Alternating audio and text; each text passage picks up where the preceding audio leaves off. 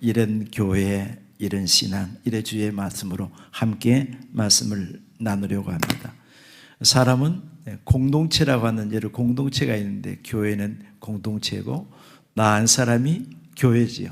그래서 공동체 한 사람 한 사람이 모여서 교회인데 교회에 대한 꿈도 있을 것이고 가정에 대한 꿈도 있을 것이고 또 개인적으로 꿈도 있을 겁니다. 뒤에 마이크 잘 들리나요? 예.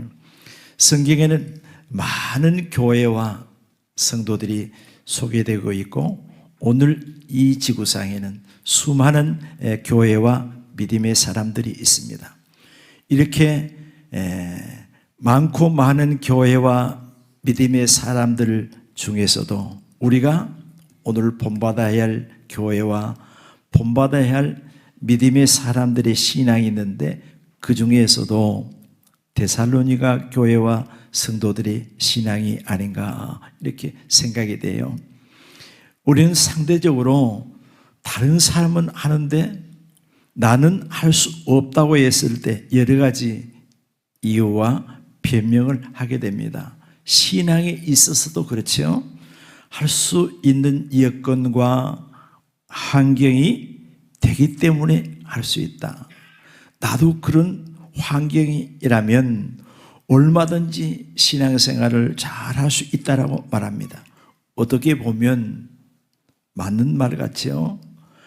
그렇지 않습니다. 그러나 성경에 하나님께서 시대마다 쓰신 인물들을 볼 때에도 유능한 사람이 그 시대에 많이 있었음에도 불구하고 그런 사람들을 들어서 쓰신 것이 아니었습니다. 예수님 당시에도 유능한 사람들이 참 많이 있었어요. 성경을 아주 능통한 사람들도 지식을 가진 사람들도 많이 있을 거예요. 세상적으로 지혜를 가진 사람들도 많이 있었다고요. 그럼에도 불구하고 예수님께서 제자들을 택하시고 그들을 불러서 쓰시는데 그들은 어떤 사람들이었을까요? 기준에 미달한, 세상적인 안목으로 볼 때는 기준에 미달한 사람, 평균 이하의 사람들을 하나님 예수님께서 그들을 선택하셔서 쓰신 것을 우리가 볼 수가 있습니다. 다윗만 볼 때도 다윗이 어떤 사람이에요? 왕이었잖아요. 그런데 왕이 되기 이전에 어떤 인생을 출발했죠? 들에서 가장 천한 양을 치는 목동으로 시작을 했다고요. 어린 나이에. 그가 세상적인 어떤 것을 배운 것도 아니고 재능을 익힌 것도 아니고 그의 형제들은 굉장히 훌륭하지만 그는 막내로서 별 볼 일이 없었어요. 그래서 하나님의 사람 사무엘을 통해서 하나님 말씀합니다. 이새의 아들 중에서 내가 왕을 세우려고 한다. 그러니까 이새를 불러가지고 아들을 다 불러오도록 했어요. 하나부터 몇 가지? 7째까지. 아니다. 사무엘 선지자가 볼 때는 긴 것 같은데 외모로 볼 때도 얼마든지 세상적으로 볼 때 아니라는 거예요. 그러니까 물어봤어요. 당신 아들이 또 있느냐? 있기는 있는데 아버지 생각에도 다윗은 아니에요. 그렇기 때문에 그는 아예 불러오지 않았어요. 하지만 하나님은 세상적인 기준, 아버지의 기준에서 볼 때도 미달했지만은 하나님은 그를 들어서 이스라엘의 훌륭한 왕으로 신앙의 지도자로 쓰신 것을 알 수가 있습니다. 오늘도 마찬가지예요. 하나님께서는 내게 어떤 은혜를 주셔서 어떤 일을 하도록 하시는 거죠. 그러므로 누구도 교만할 수가 없고 자랑할 수 없다라고 바울은 말하고 있는 것입니다. 성령 하나님께서는 믿음의 사람들에게 믿음과 소망과 크게는 사랑을 주시는 거예요. 그 믿음과 소망과 사랑은 장애물을 극복하는 능력이 되는 겁니다. 우리가 살아가면서 장애물이 얼마나 많아요. 그 장애물을 극복할 수 있는 능력이 바로 하나님께 주시는 믿음과 그리고 사랑과 소망이라고요. 먼저는 뭔가 성공하고 또 정복하고 승리하려면 확실한 목표가 있어야 하고 모델이 필요하죠. 나도 어떤 사람처럼 해야 되겠다. 그 삶의 모델. 운동을 하는 선수들은 운동을 잘하는 선수가 모델이 되는 것이고, 사업을 하는 사람들은 사업의 성공자가 그 사업의 모델이 되는 것이고, 공부하는 학생들은 공부를 잘하는 선배들이 하나의 모델이 될 수도 있고, 또 기능도 마찬가지고 각 분야에서 마찬가지입니다. 이것이 공통적인 대표적인 사람들의 공통점이에요. 사회생활도 그렇고 교회도 그렇고 개인도 신앙도 그렇습니다. 바울은 내가 예수 그리스도를 본받은 자 된 것 같이 너희는 나를 본받으라. 그러니까 바울의 모델은 누구였다고요? 예수 그리스도. 내가 예수 그리스도를 본받았다. 너희는, 여러분들은 나를 본받으시오. 얼마나 자신 있어요? 바울의 신앙의 모델은 예수 그리스도였습니다. 오늘 본문의 데살로니가전서 1장 6절 말씀에도 이 말씀이 나오고 있습니다. 자, 다 같이 읽어봅니다.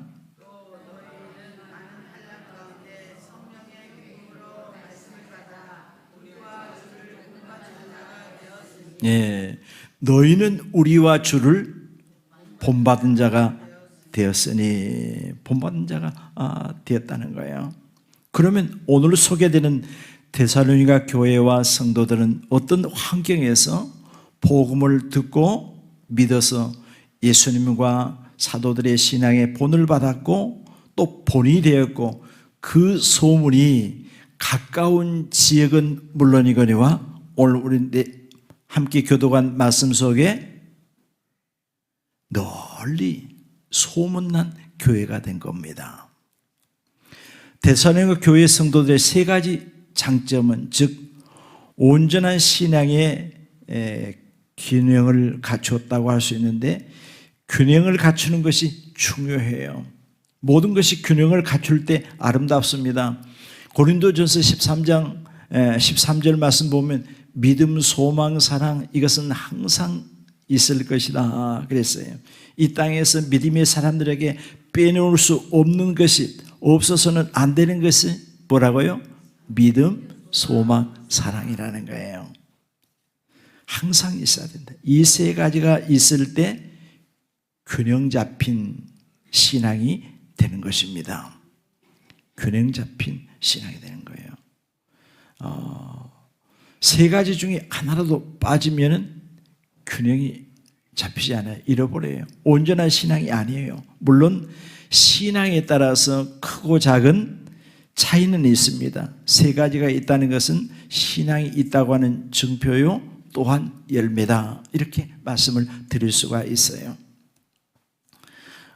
데살로니가전서 1장 3절 그리고 데살로니가 후서 1장 3절로 4절 보면은 목회자인 바울과 실로아나와 디모데는 1장 오늘 보면 2절로 3절에 너희 모두로 말미암아 데살로니가 교회의 모든 성도들로 말미암아 항상 하나님께 감사하며 기도할 때마다 너희를 기억하며, 끊임없이 기억하면이 이 말씀 속에는 많은 의미들이 들어있는 겁니다. 데살로니가 후서 1장에도 구체적으로 여기에 대해서 얘기합니다. 교회 성도들의 신앙에 대해서 언급하면서 왜 바울이 그리고 동역자들이 기도할 때마다 항상 기억하며 기도하고 감사하며 기도하는가, 이렇게 기도하는 것이 당연한 이유는 여기 이 얘기하고 있어요. 따라서 합니다. 이런 교회, 이런 신앙으로 삽시다. 예. 첫 번째는 믿음의 역사가 있는 교회였어요. 믿음의 역사가 있는 성도들이었다고요. 교회나 개인이나 믿음의 역사가 끊임없이 나타나야 되는 것입니다. 삶의 현장에 믿음의 역사가 끊임없이 나타나야 합니다. 1장 3절을 보니까 너희 믿음이 더욱, 후서 1장 3절에 보면 너희 믿음이 더욱 자라고, 그러니까 믿음이 이전에 볼 때마다 훨씬 더 성장해 갔다는 거예요. 그러니까 전서는 먼저 보내는 편지고 후서는 나중에 보내는 편지인데, 먼저 보내는 1장 3절에도 언급했지만은 나중에 보내는 후서 1장에 보면 너희 믿음이 더욱 이전에 우리가 볼 때보다 훨씬 더 자라있다, 그 얘기입니다. 따라서 합시다. 살아있는 믿음은 자라갑니다. 예, 자라가는 거예요. 살아있는 믿음은 마치 식물과 같이 자라가는 거예요. 이제 봄이 깊어가고 있죠. 이미 뭐 과일나무라든지 뭐 과일나무가 아니더라도 정원수라든지 다 심었죠. 또 지금도 뭐 야채, 채소 같은 건 지금도 계속해서 심고 있는데, 하루가 다르게 심어놓으면 자라갑니다. 때가 되면 또 꽃이 피어요. 또 그 다음에 뭐가 맺혀요? 열매가 맺혀요. 가정에서도 어린아이가 태어나면 자라갑니다. 동문회 성도들의 믿음 신앙이 자라가기를 원합니다. 자라가는 그 모습을 하나님께서 보실 때 너무너무 기뻐한 거예요. 목회자가 볼 때도 너무너무 기쁘지요. 본인도 유익이 되는 거예요. 본인에게도 유익이 되는 거예요. 신앙에 따라서 기쁘기도 하고 때로는 걱정스러울 때가 있어요. 성도들의 신앙을 보면서 목회자가, 하나님도 마찬가지지요. 어떤 때 기쁠까요? 신앙이 날마다 자라가면 기쁜 것이고, 정체되거나 뒤로 후퇴하면 걱정스러운 것이고 그러잖아요. 식물을 심어놨는데 안 자라고 그대로 있다더니 입이 노랗게 변한다더니 그러면 어떠겠어요? 걱정이 되잖아요. 마찬가지라고요. 마찬가지예요. 네. 바울은 데살로니가 교회 성도들의 신앙을 볼 때, 교회와 성도들을 위해 기도할 때마다 잊지 않고 항상 기도하는데 그 내용을 보면 감사의 기도를 드릴 수밖에 없었다. 이렇게 기도하는 것이 당연하다. 성경에는 그렇게 말합니다. 이는 어려운 환경 가운데서도, 어떤 환경 가운데서? 어려운 환경, 좋은 환경이 아닙니다. 굉장히 어려운 환경 가운데서도 신앙생활을 너무너무 잘하고 있기 때문에, 너무너무 성장해 가고 있기 때문에 마음에 크게 감동을 받게 된 겁니다. 믿음에는 반드시 공동체나 개인이나 역사가 따르게 되어 있습니다. 뭔가 아름다운 변화가 일어나는 겁니다. 믿음이 있는 곳에는 변화가 동반합니다. 그곳이 가정일 수도 있고 직장일 수도 있고 일터일 수도 있습니다. 아무튼 발걸음 닿는 곳, 손이 닿는 곳, 머무는 곳이 어디든지 아름다운 변화가 일어나는 겁니다. 크게 일어나느냐, 미미하게 일어나느냐, 그 믿음에 따라서 약간 차이가 있을 뿐입니다. 두 번째, 바울을 비롯해서 목회자들이 데살로니가 교회와 성도들을 항상 기억하고 기도하는데 감사의 기도를 드릴 수밖에 없었던 두 번째 이유가 뭐냐? 사랑의 수고. 무슨 말입니까? 십자가의 사랑을 실천하는 신앙이었기 때문에 그렇습니다. 1장 3절 하반절에 다 각기 서로 사랑함이 풍성하매니, 서로가 각기 성도 간에 사랑하는데 사랑이 풍성하다는 것은 사랑이 뜨겁다는 것이고 그 사랑이 흘러 넘친다는 거예요. 제가 전서와 후서를 같이 이야기하기 때문에 저럴 수가 좀 혼돈될 수가 있겠지요. 신앙이 뭐냐? 신앙이 뭐죠? 사랑이에요. 신앙을 한마디로 표현하면 사랑이라고요. 이를 좀 확대하면 하나님 사랑, 이웃 사랑입니다. 십계명 내용이죠. 고린도전서 13장에 사랑이 없으면 아무것도 아니라는 거예요. 성경을 통달하고 능력을 행하고 열심히 봉사하고 기도를 유창하게 한다고 해도 사랑이 없으면 그 신앙은 진정한 사랑이 아니라는, 신앙이 아니라는 거예요. 신앙은 사랑이기 때문에. 데살로니가전서 4장 9절 형제의 사랑에 관하여는 너희에게 쓸 것이 없다 그랬어요. 쓸 것이 없어. 너희들 자신이 하나님께 가르침을 받아 서로 사랑함이라. 서로 뜨겁게 사랑하기 때문에 사랑에 대해서는 말할 필요가 없어. 잘하는데, 공부 잘하는데 잘하라고 이야기할 필요가 없잖아요. 열심히 일하는데 열심히 일하라고 할 필요가 없지 않아요. 신앙생활을 잘하라고 할 필요가 없잖아요. 사랑을 뜨겁게 하는데 사랑을 말할, 여기에 대해서 말할 필요가 없어. 사랑이 풍성한 교회라는 것은 은혜가 풍성한 교회, 은혜로운 교회라는 의미입니다. 구체적으로 예를 든다면 사도행전 2장에 보면 오순절에 성령 받은 성도들이 그 모습과 삶을 짤막하게 기록했어요. 예루살렘 교회 성도들에게 잘 보여줍니다. 이들의 신앙은 온 백성에게 칭송을 받다. 칭송을. 그리고 교회는 날마다 부흥되었어요. 이것이 나타난 사랑의 열매예요. 사랑이 있으면 다른 사람에게 칭송을 받게 돼요. 교회는 부흥하게 돼 있어요.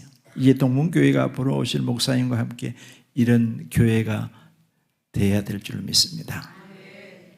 세 번째로 바울과 목회자들이 기도할 때마다 빼놓지 않고 항상 기억하며 감사하며 기도할 수밖에 없었던 이유는 너무나 중요한 내용이에요. 누군가 나를 위해 기도하고 있다고 하는 것 중요합니다. 기도할 때마다 항상 빼놓지 않고 기도하는 것 더 중요합니다. 기도할 때마다 항상 기도하는 것 중요해요.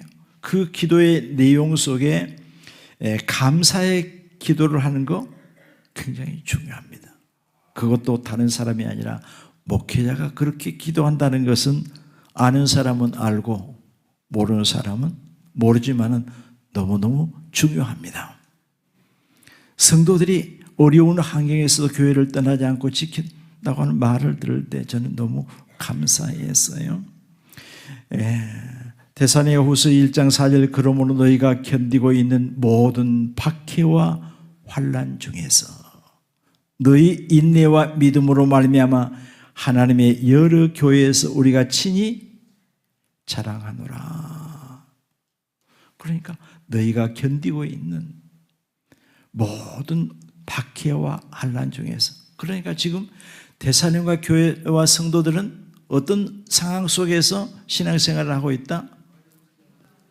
박해와 환난 속에서 지금 신앙생활을 하고 있는 거예요. 평범한 환경이 아니에요.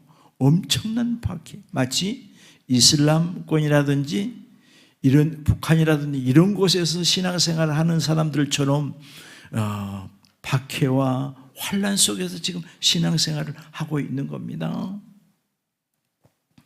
인내를 가지고 신앙생활해.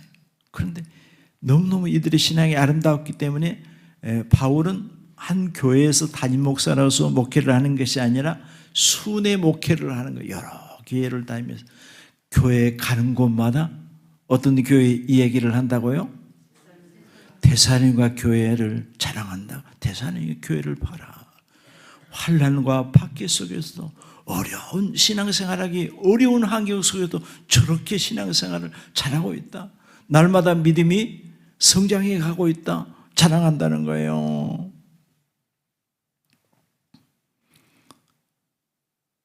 환난과 박해 속에서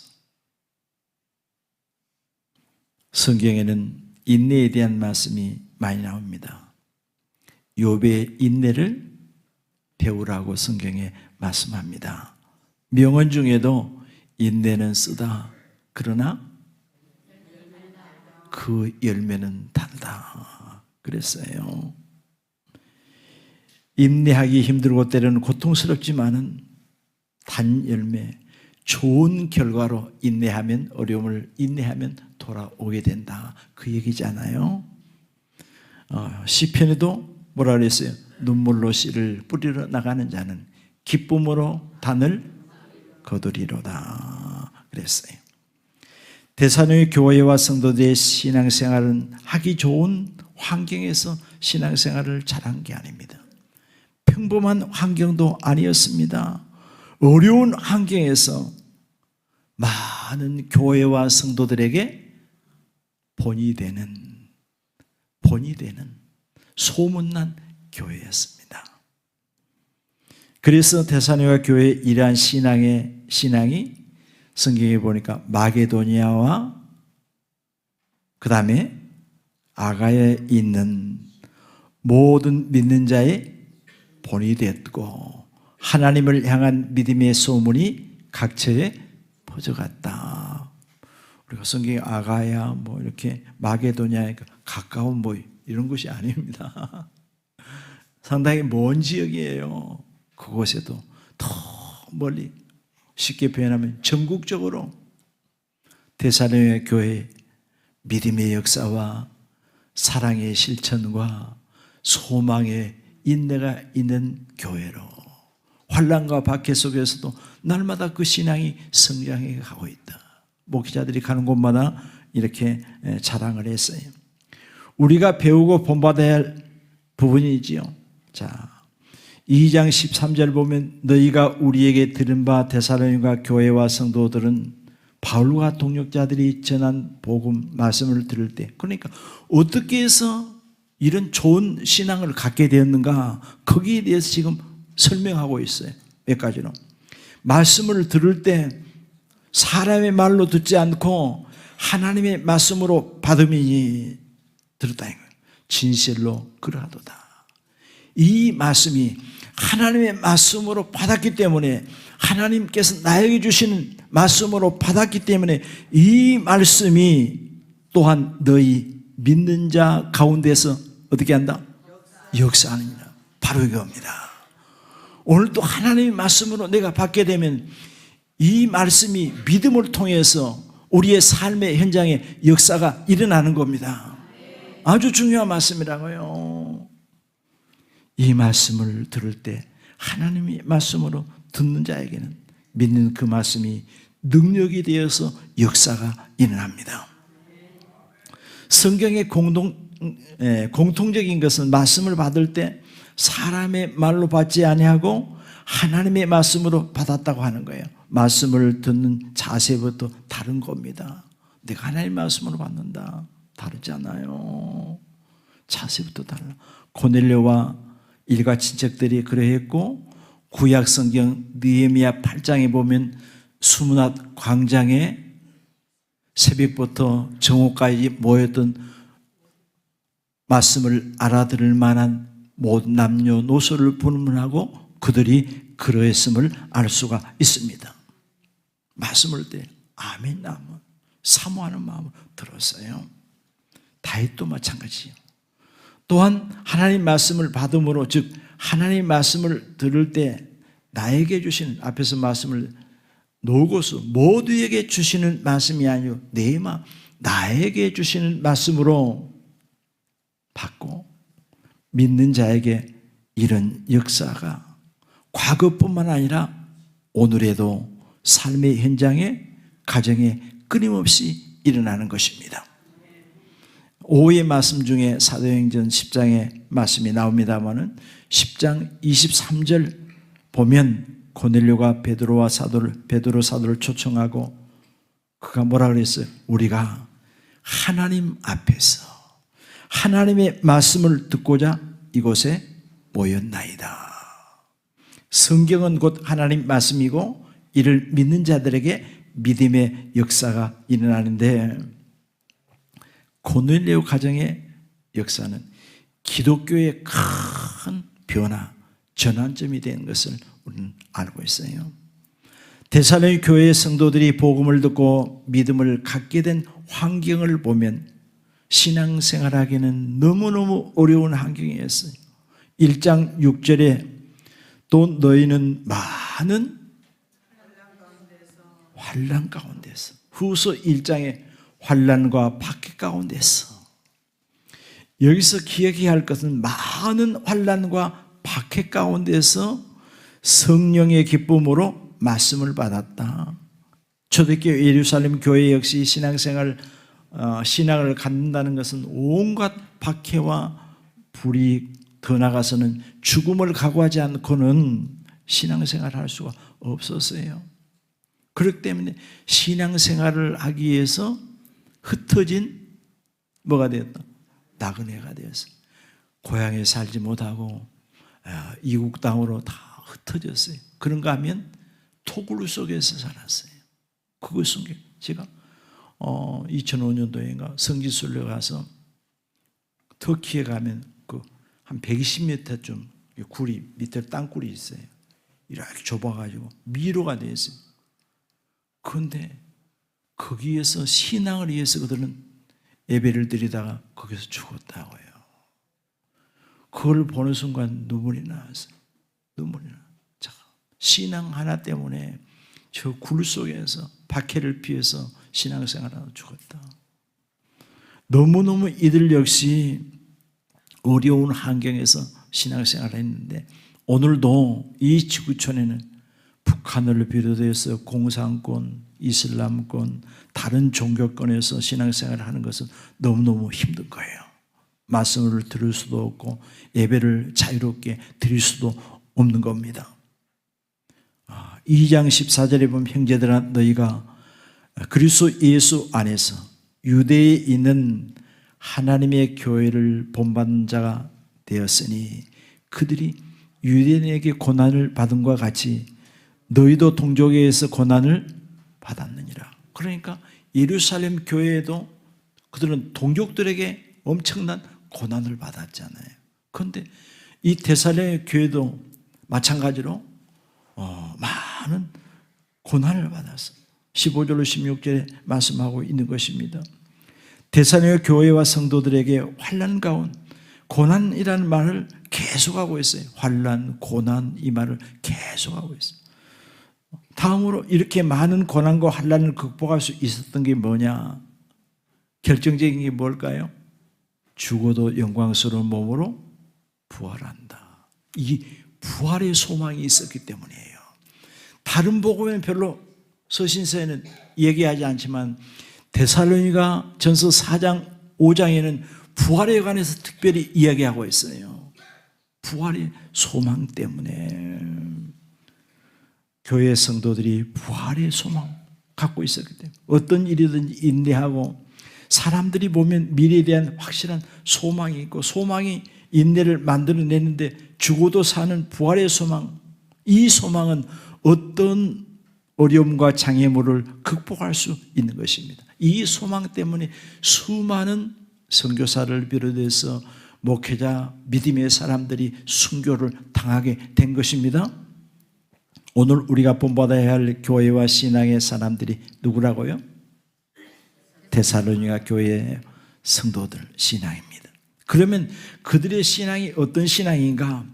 예수 그리스도와 이를 본받는 목회자를 본받았는데, 믿는다는 것은 많은 환난과 박해를 당할 수밖에 없는 환경에서 복음을 들었고 그들이 믿었고 말씀을 받을 때 하나님의 말씀으로 받았고, 이 말씀이 믿는 이들과 교회의 역사가 일어나고 십자가의 그 사랑을 실천하는데 어떠다요? 그 사랑에 넘쳐났다 이거예요. 뿐만 아니라 환난과 박해 가운데서도 부활의 소망을 가지고 인내하는 교회와 성도들의 신앙은 모든 믿는 자의 본이 되고, 그 소문이 그 지역에 국한되지 않고 널리 널리 퍼져갔다고 하는 것입니다. 정말 아름다운 교회였고 본이 되는 교회였습니다. 이러한 신앙이 교회와 우리 모두에게 있기를 주의 이름으로 축원합니다. 여러 가지 이유로 예배가 점점 오늘 이 사회는 무너져가고 있습니다. 신앙이 형식화되어 가고 있어요. 모양은 있으나 내용이 없어요. 신앙의 능력을 상실해 버렸습니다. 우리가 본받아야 할 신앙의 모델은 예수 그리스도이시며, 오늘 성경에 소개되는 데살로니가 교회입니다. 성경이 예배와 신앙의 기준이 되는 겁니다. 어려움이 있더라도 하나님의 나라와 부활의 소망을 바라보면서 인내로서 승리하고 삶의 현장에는 놀라운 믿음의 역사들이 날마다 일어나기를 주의 이름으로 축원합니다. 기도하겠습니다.